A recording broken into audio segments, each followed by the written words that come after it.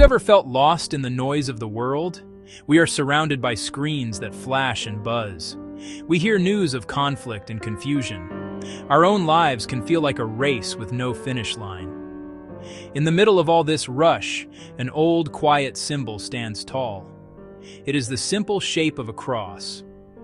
It reminds us of a day long ago, a day shrouded in sorrow yet filled with a deep, unbreakable promise. This day is called Good Friday. It is a story not just for history books, but for our hearts today. It speaks to our own hurts, our own questions, and our own deep need for hope when everything seems dark. On this day, we are invited to pause. We are invited to step away from the clamor and listen to a different kind of story. It is a story about a man, a cross, and a love so immense it can feel hard to grasp. It is the story of Jesus. His journey to a hill outside Jerusalem over 2,000 years ago still echoes in our world. It touches the parts of us that feel broken. What exactly is Good Friday? For many, the name itself is a puzzle. How can a day filled with such sadness be called good? It is the Friday before Easter Sunday. It sits quietly within Holy Week. It is the day set aside to remember the crucifixion of Jesus Christ. It marks the climax of his earthly journey, a moment of profound sorrow and sacrifice. It is a day of remembrance, a solemn pause before the celebration of Easter. The goodness is not in the events themselves. It's in what those events accomplished for humanity. This day is not about celebration, no parties, no grand feasts. Instead, churches hold a quiet, reflective mood. Services are often somber. Music is gentle and mournful. Sometimes the final hours of Jesus are read aloud, a time to contemplate the immense cost of faith, a moment to face sin and separation from God, and to recognize the act of love that bridged us back to Him. The day is good because it demonstrates God's love for His people. The story of Good Friday begins in a garden at night. Jesus had been teaching about God's love, healing the sick, welcoming those who were cast out by society. His message of a new kingdom built on love, not power, made powerful leaders nervous. They saw him as a threat. In the darkness of Gethsemane, he was arrested. His friends, scared and confused, ran away. Jesus was left alone. He was brought before the religious rulers, then the political rulers. A long night of mockery and injustice began. He was put on trial, not a fair trial. The outcome was decided before it began. False witnesses spoke against him. Crowds who once cheered him were stirred to shout for his death. Pontius Pilate could find no real crime, but to keep the peace he gave in to the mob. Jesus was condemned to die by crucifixion. The Son of God, who had only shown love, was handed over to be killed. Soldiers subjected him to terrible cruelty. They wove a crown of sharp thorns, pressed it on his head. They spat on him, they beat him. They stripped his clothes and shamed him. They laid a heavy wooden cross on his bruised shoulders and forced him to carry it through the streets. Close up, a gnarled hand touching rough wood. He stumbled and fell under its weight. This was the Via Dolorosa, the path of sorrow. A journey of humiliation and pain by one who had done nothing wrong. They reached Golgotha, the place of the skull. They laid him on the cross, drove nails through his hands and through his feet. They raised the cross, leaving him to hang between two criminals. For hours he suffered under the hot sun, struggling for every breath. Even in agony he spoke words of forgiveness. He entrusted his mother to a friend. With a final cry, he gave up his spirit. Darkness fell over the land as if nature was grieving. The man who came to save the world was dead. Why did this have to happen? Why such pain and suffering? The meaning of Good Friday is deep, but it can be understood through simple, powerful ideas. The first is sacrifice. In the Christian faith, the story of humanity begins with a separation from God. This separation, called sin, created a gap that people could not cross on their own. The death of Jesus on the cross is seen as the ultimate sacrifice, the perfect offering that bridges that gap. He took the punishment that humanity deserved upon himself, paying a debt that we could never pay. His death was not a defeat, but a deliberate act of giving his life for others. The second powerful idea is love.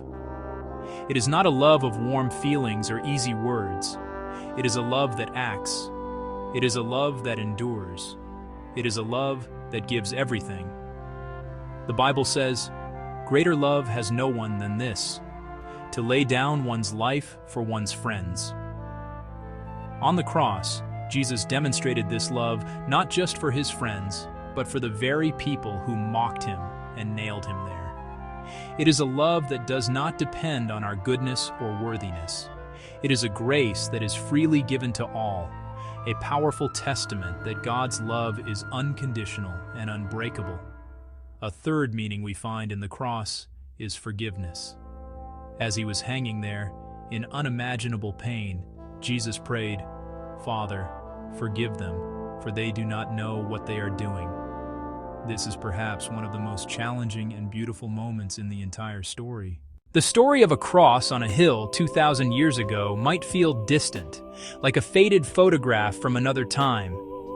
But the message of Good Friday is not meant to stay in the past. It is alive and speaks directly into the middle of our modern lives. It meets us where we are, in our struggles. It meets us in our joys. It meets us in our fears. It meets us in our hopes. The lessons of that dark day are practical and personal. They are not just for theologians to debate. They are for ordinary people to live by each and every day in our busy, complicated world. Think about the times you have faced loss or deep disappointment. Perhaps it was the loss of a job. Perhaps it was the end of a relationship.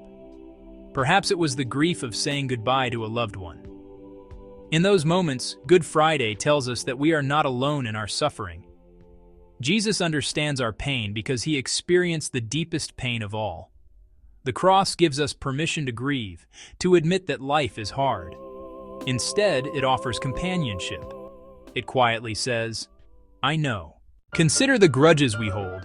We all have people who have hurt us. We carry wounds from harsh words. We carry wounds from unfair actions. Good Friday gently asks us to consider forgiveness. Seeing Jesus forgive his tormentors from the cross is a powerful challenge. Forgiveness is not easy. It doesn't mean pretending the hurt never happened. It means choosing to let go of the anger that holds us captive. It is an act of freedom, releasing ourselves from the burden of bitterness. The grace shown on the cross invites us to extend that same grace to others, and in doing so, to find peace for our own souls. And what about the injustice we see all around us? We see the poor being overlooked. We see the weak being taken advantage of. We see the lonely being forgotten. The story of Good Friday calls us to have courage. It reminds us that standing up for what is right often comes at a cost. Jesus stood for the marginalized and the broken. It led him to the cross. His example encourages us to act with love and compassion, to be a voice for those who have no voice, to serve others selflessly, even when it is difficult. The cross is not a call to passivity. It is a call to courageous, sacrificial love in a world that desperately needs it. Good Friday is a day that ends in darkness. The story concludes with a tomb sealed with a massive stone. Jesus' followers were scattered, their hopes crushed. All seemed lost. This feeling of utter despair is something we can all relate to. We have all had moments or even seasons when the stone feels rolled against our own hearts. It can feel like the sadness will never end, that the darkness has won. The story of Good Friday acknowledges this reality. It does not rush past the sorrow, it sits with it. But the story does not truly end there. This is the incredible secret of Good Friday. Its darkness is not a final darkness. It is the darkness before the dawn. The entire meaning of the cross is tied to what happens next. The disciples did not know it then, but this Friday was making way for the most glorious Sunday. Hope was not dead, it was just resting. This is the promise that holds the Christian faith together. Suffering. Death God does. This gives us a new way to look at the difficult times in our own lives. When we are in the middle of a trial, it can feel like our own Good Friday. But because of what happened after that first Good Friday, we can have hope. We can trust that our current suffering is not the end of our story. It might be a painful chapter, but it is not the final one. This belief gives us the strength to endure. It plants a small seed of hope in the soil of our despair, a trust that a new morning is coming even if we cannot yet see its light. This is the ultimate hope of Good Friday. It is the belief that God can take the most broken, painful, hopeless situations and redeem them. He can bring good out of bad. He can bring life out of death.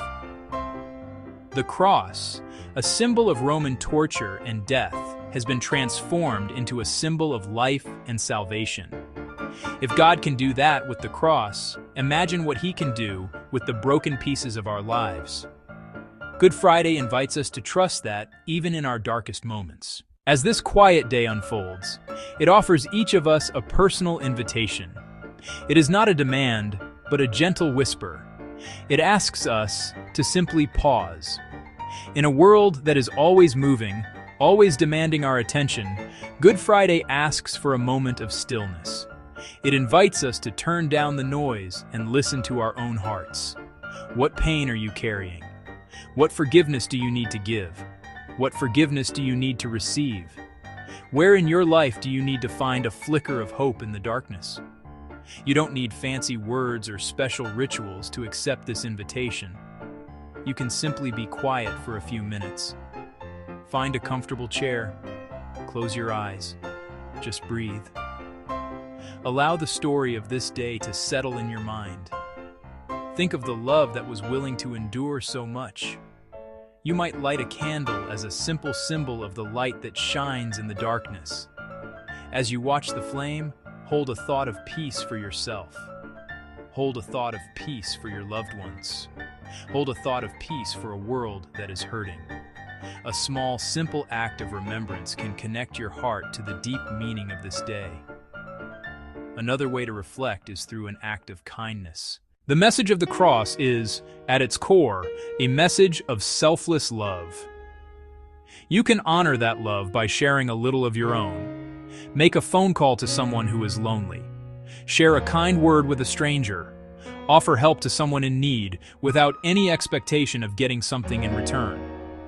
When we serve others, we are living out the lesson of the cross. We are making the love of God visible in a practical, tangible way. These small acts of grace echo the great act of grace we remember on Good Friday. Ultimately, Good Friday is a day that points us toward love. It asks us to look at the cross and see not just an instrument of pain, but the ultimate symbol of a love that will stop at nothing. It is a love that forgives. It is a love that serves. It is a love that holds on through the darkest night. Today, may you find a quiet moment to reflect on that love. May it bring comfort to your sorrows and courage to your heart. And may it fill you with the unshakable hope that even after the darkest Friday, a bright new morning is sure to come.